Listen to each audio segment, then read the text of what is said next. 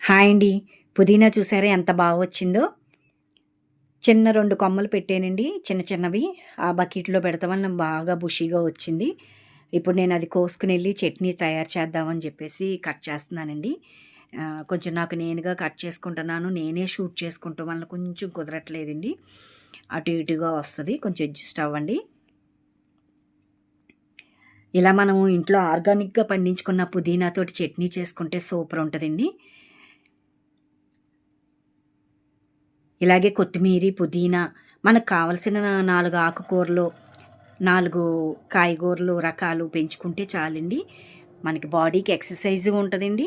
మనకి ఒక time pass కింద కూడా ఉంటదండి. మనం పర్యావరణం కూడా రక్షించినోళ్ళం అవుతాము.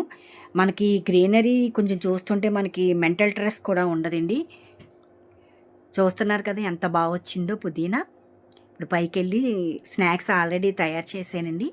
ఆ స్నాక్స్‌లోకి చట్నీ కింద తయారు చేస్తున్నానండి. నేను షూట్ చేయలేదు. స్నాక్స్‌లోకి పుదీనా చట్నీ రెడీ అండి. ఇలా మనం ఇంట్లోనే ఆర్గానిక్‌గా పండించుకొని, స్నాక్స్ కూడా మనం ఇంట్లో తయారు చేసుకొని తిందాము, ఆరోగ్యంగా ఉందామండి. ఇదేనండి ఇవాల్టి వీడియో. ఉంటానండి.